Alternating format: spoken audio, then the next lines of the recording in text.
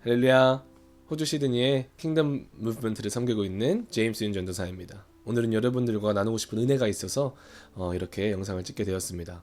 하나님께서 어젯밤에 독서하고 또 기도하던 중에 하나님께서 코로나19에 대한 재조명을 시켜주시고 하나님께서 또 은혜를 주셨습니다. 그것을 오늘 여러분들과 나누고자 합니다.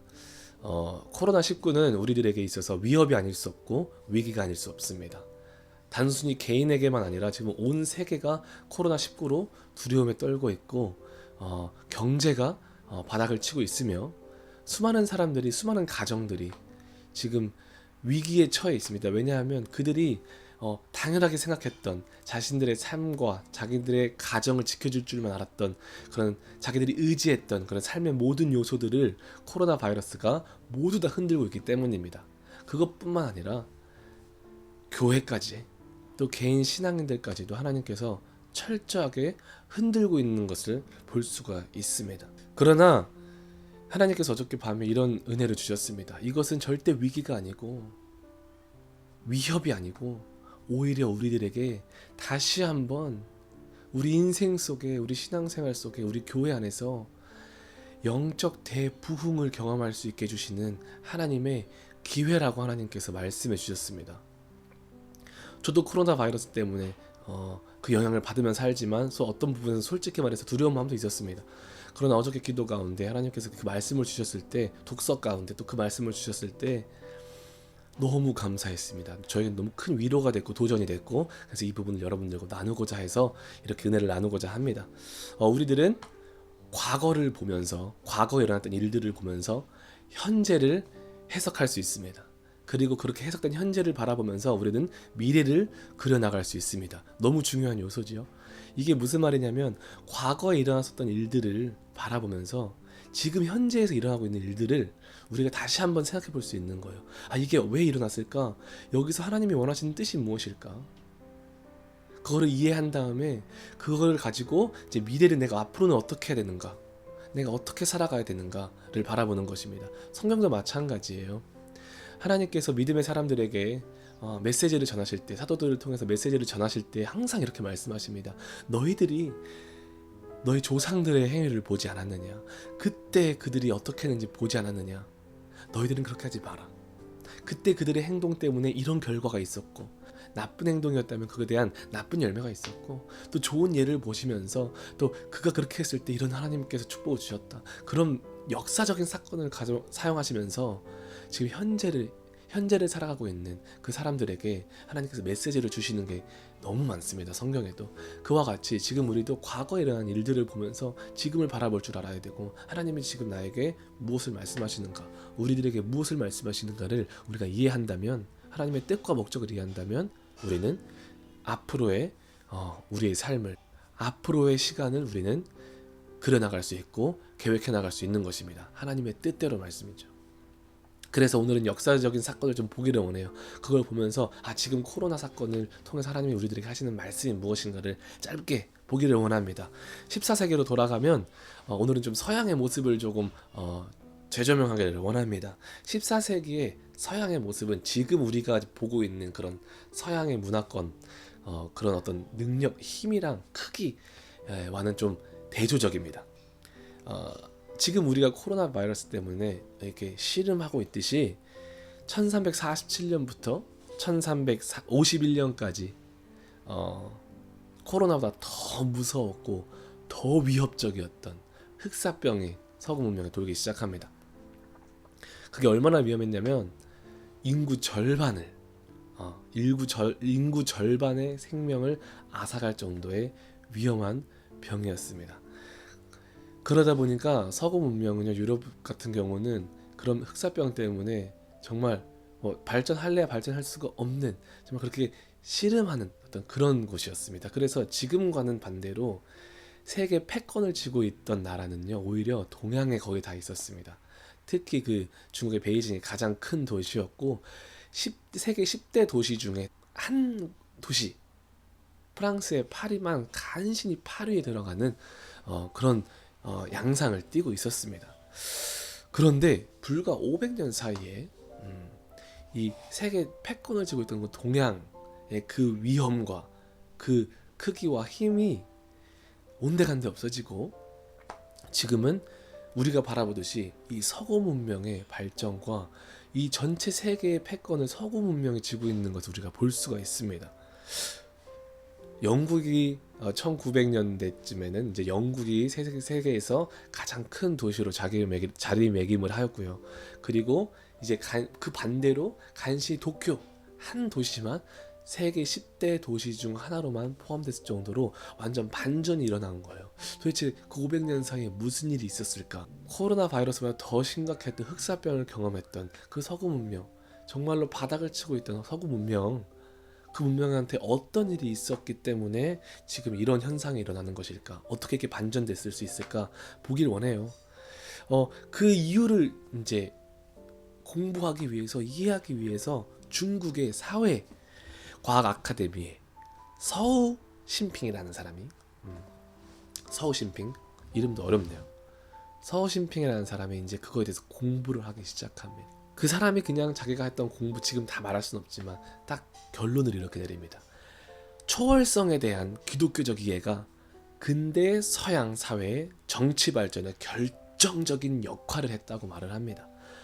초월성을 받아들여야만 자유, 인권, 관용, 평등, 정의, 민주주의의 법치 등의 진정한 개념을 이해할 수 있다. 이게 무슨 말이냐면 초월성이라는 거는요, 자연적인 거, 인간이 만들어내는 어떤 그런 것이 아니라 초자연적인 존재, 그 하나님의 존재를 기독교적으로 이해하고 그 초자연적인 존재, 하나님을, 그 하나님의 왕권을 받아들여야만 이런 모든 것들이 안정적으로 그 나라의 그 시대 가운데 자리매김을 할 수 있다고 말하면서 그것이 바로 서구 문명의 뿌리라고 말씀을 합니다. 그래서 서구 문명의 뿌리는요, 바로 기독교라고 그 사람이, 그 중국인이 결론을 지어요. 즉 기독교 세계관 속에서 하나님의 절대 주권, 하나님의 절대 통치, 그리고 그분이 주시는 절대적인 하나님의 말씀이 그 문명 가운데, 그 나라 가운데 기반이 될 때 하나님의 축복이 그곳에 임하고 그곳에 하나님의 놀라운 부흥과 하나님의 놀라운 계획하심과 세워가심을 경험할 수 있다는 것입니다. 그 안에서 그 사람들은 그 하나님의 통치 안에서 진정한 자유를 누리며 살아갈 수 있다고 그 중국인 사회과학 서평가가 그렇게 결론을 짓는 것입니다.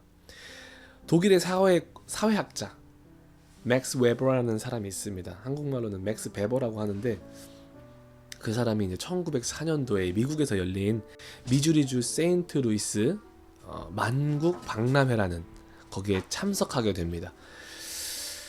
그곳에서 그 독일의 사회학자 막스 베버는 놀라지 않을 수가 없었습니다. 왜냐하면 200년 전까지만 해도 아무것도 없었던 그 불모지였던 그런 어떤 북미의 상황에서 이제는 세계 최고의 최첨단 기술을 다 가지고 있는 그런 나라로 발전한 그 모습을 보면서 위축되고 또 한편으로는 엄청나게 놀라지 않을 수가 없었다고 말을 합니다. 그래서 감탄하면서 어떻게 가능했을까라는 질문을 스스로 던지고 이해하려고 한 거죠. 근데 거기 있는 동안에 이런 경험을 합니다.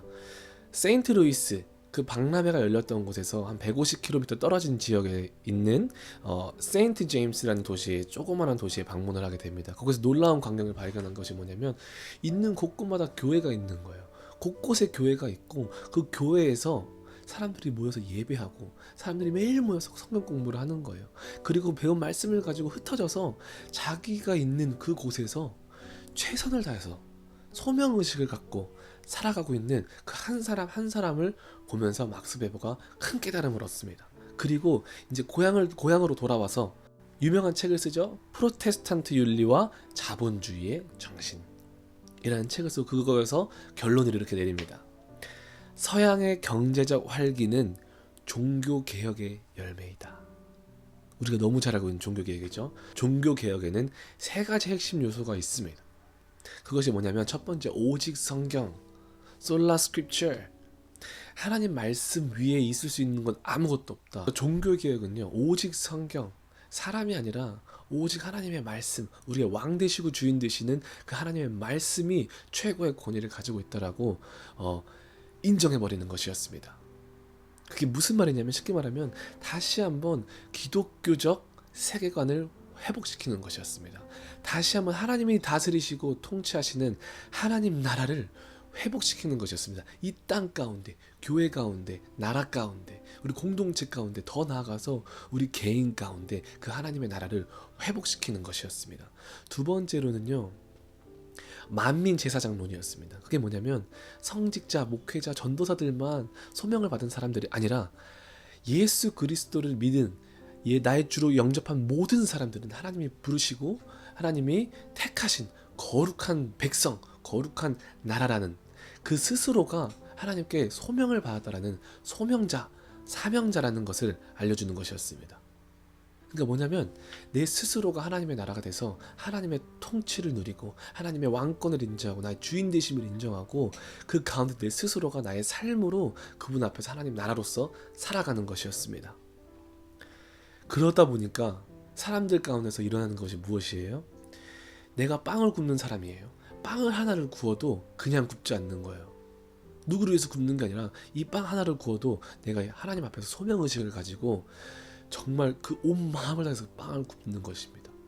자기가 있는 그곳에서 하나님의 나라를 위해서 자기에게 주신 달란트를 가지고 책임의식을 가지고 최선을 다해서 시민으로서 살아가는 것이었습니다. 세 번째로는 거룩함의 회복이었습니다. 바로 거룩함이었죠. 윤리도덕적 기준의 회복, 하나님 말씀, 솔라 스크립처, 오직 하나님 말씀이라는 그 모토 위에 그 말씀을 최고의 우리들의 기준으로 세우고 그 말씀이 말씀해주고 계시는 그 윤리의 기준, 도덕의 기준으로 사람들이 살아가기 시작합니다. 그 하나님 진리 앞에 그 진리를 거스르는 어떠한 영적 유혹이 들어왔을 때, 육체적 유혹이 들어왔을 때 사람들은요, 그 진리가 내 마음속에 박혀있는 사람들은 양심의 가책이 발동하기 시작하며 거기서 그들은 그 죄와 싸우기 시작하며 선포하기 시작합니다. 하나님 앞에 무릎 꿇기 시작합니다. 하나님 앞에 기도하기 시작합니다. 그렇게 어떻게든지 진리 대신 절대적인 하나님 말씀, 그 도덕적 기준을 가지고 살아가기 시작하는 것입니다.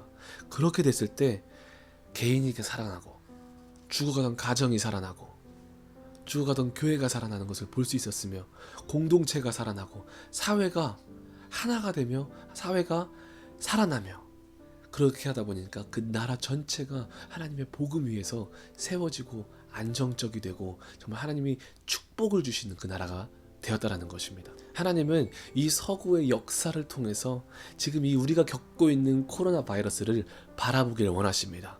하나님이 진짜 우리들에게 지금 말씀하고 싶은 것이 무엇인가? 하나님께서 지금 계속 말씀하고 계십니다. 우리 한 사람 한 사람에게, 교회에게, 사회에게, 나라에게 지금 거듭해서 부지런히 말씀하고 계십니다. 기독교 세계관이 무너질 대로 무너진 이 어두운 세대에 그것이 당연하게 여겨지며 그것이 마땅하다고 여겨지는 그 시대에 하나님을 믿는다고 하면서도 정말 기독교 세계관에 무관심하고 그것이 무엇인지도 공부하려고 하지 않는 그 시대에 살고 있습니다. 하나님의 말씀과 반대되는 것들이 정당화되고 있는 이런 어두운 시대에 교회가 문을 닫고 있고 교회가 핍박을 당하고 이제는 더 이상 우리가 힘쓸 수도 없을 정도까지 갈 수도 있는 그런 시대에 살고 있습니다. 더 나아가서 교회의 복음이 희미해지고 그 복음의 능력이 희미해지고 있는 이때에 하나님께서 우리들에게 하고 있는 말씀이 무엇입니까? 하나님의 나라를 회복하시길 원하신다라고 지금 말씀하고 계시는 것입니다. 개인이 다시 한번 그 종교개혁의 그 세 가지 요소를 생각하면서 그 서구 문명이 그리스도적 세계관, 하나님 세계관을 바라보면서 다시 회복하면서 그 엄청난 부흥을, 영적 각성을 이루시키고 그 영적 부흥을 경험했듯이 지금 이 순간에 하나님이 코로나로 전 세계를 흔들고 있는데 이 상황 가운데 다시 한번 그 역사를 보면서 우리 개인 가운데, 우리 공동체 가운데, 우리 가정 가운데, 교회 가운데, 사회 가운데, 나라 가운데 다시 한번 하나님의 나라를 회복하시길 원하는 것입니다. 다시 한번 하나님의 세계관을 회복하길 원하시는 것입니다. 하나님이 왕이 되시길 원하고 우리 삶 가운데서 하나님이 통치하시기를 원하시며 하나님의 통치 가운데 다시 한번 하나님의 놀라우신 자유와 그 부흥과 그 공급하심을 경험하기를 원하시는 것입니다. 그분의 말씀이 우리 안에서 다시 한번 절대 진리로 자리매김을 할 때 우리 개인은 반드시 살아날 것입니다. 이 코로나 바이러스는 위기가 아닌 것입니다. 우리 그 하나님의 말씀의 절대 진리가 다시 한번 우리 안에 자리매김할 때에 우리 교회와 우리 가정이 살아날 것입니다. 우리 나라가 다시 한번 살아날 것입니다. 그래서 이 하나님의 마음을 저에게 그 기도 가운데 주셨어요. 저도 많이 부끄러운 부분이 있습니다. 더 기도하지 못하고 더 깨어 하나님 앞에 순종하지 못하고 정말 하나님의 나라로서 부끄럽게 살 때도 너무나도 많았던 것 같습니다. 근데 다시 한번 무릎 꿇고 나아가길 원합니다. 다시 한번 무릎 꿇고 주님 앞에 통곡하고 회개하며 다시 한번 나아가길 원합니다. 주님, 이 코로나19라는 이 바이러스를 통해서 이 현상들을 통해 이 상황들을 통해서 이 위기와 위협이 될 수 있는 상황을 하나님 앞에 이렇게 주시는 기회로 사용하기를 원합니다. 다시 한번 하나님 이 땅 가운데, 한국 땅 가운데, 전 세계 땅 가운데, 이 호주 땅 가운데 하나님 영적 대각성의 영적 대부흥의 역사를 다시 한번 일으킬 수 있는 기회로 사용하여 주시옵소서. 무너져가는 교회들을 다시 세워주시옵소서. 이뤄져가고 있는 그 다음 세대를 다시 한번 불러주시고 세워주시옵소서. 기도하기를 원합니다. 하나님의 얼굴을 회복하고 하나님의 영광을 회복하고 하나님의 왕권과 주권을 회복하기를 원합니다. 이렇게 기도하며 나아가는 우리가 되기를 축복합니다.